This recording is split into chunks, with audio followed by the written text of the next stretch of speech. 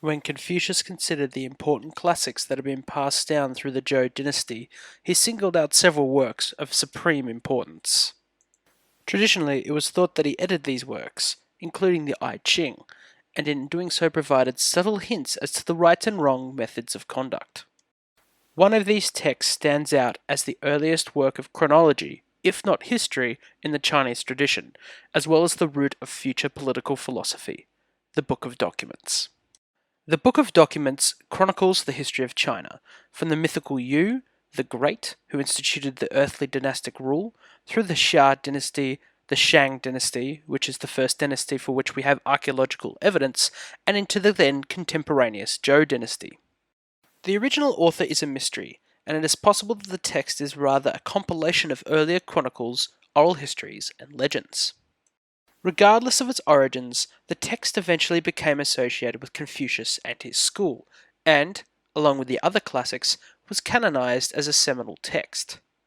It assumed a status in Chinese education and government as a primary text which would continue to be studied very closely all the way until the fall of the last Chinese emperor in the 20th century. One of the key ideas introduced in the book is the idea of heaven, or Tian. Heaven was a force rather impersonal and unconcerned with the day-to-day happenings of Earth. However, it is concerned almost solely on maintaining the balance of heaven and earth, which can be disturbed by inappropriate actions of humans. Heaven, although a cosmic force, is seen as being linked with all things, and having an omniscient ability to observe all that occurs within the world. The best conception of heaven is perhaps as an abstract force for order, which pushes the universe away from chaos and towards harmony. In exercising its prerogative as the force of order, heaven has one key method by which to influence earthly affairs: the mandate of heaven. The mandate of heaven essentially was the mechanism by which rulers exercised legitimate authority over the Middle Kingdom. While the dynasty was good and exercised benevolent rule, they were sure of heaven's benediction. However, once a ruler failed to uphold the rule of heaven, was corrupt and abused his subjects, the mandate of heaven was withdrawn, and it was legitimate for the dynasty to be deposed. There has been significant debate as to whether the mandate of heaven is a form of Zhou propaganda, legitimating their overthrow of the previous Shang. However, whatever the origin, the idea that a corrupt and evil regime can and should be overthrown by its subjects is an idea which resurfaces sporadically throughout Chinese history. Intimately tied to the idea of the mandate of heaven is the early conception of virtue, which the text explores by examining the actions of junzi, or noble aristocrats. Sometimes, the text expounds upon the virtues of a ruler directly.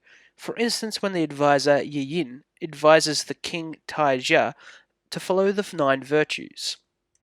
This includes generosity, balanced by discipline; evenness, balanced by resolve; willingness, balanced by respect; confidence, balanced by reverence; assurance, balanced by boldness; directness, balanced by gentleness; simplicity, balanced by discernment; verve, balanced by integrity; and courage, balanced by justice.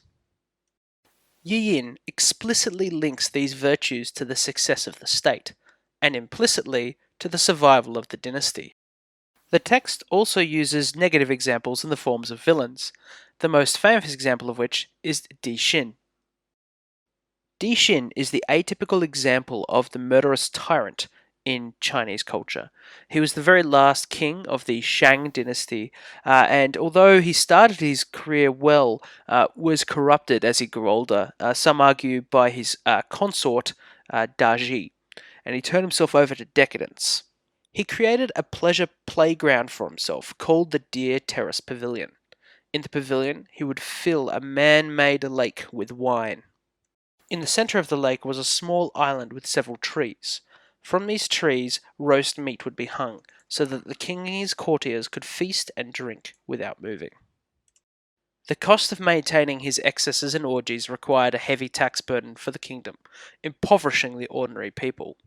Titian also delighted in torturous methods of punishment, and when family members came to remonstrate with him to stop his excesses, he either had them imprisoned or executed.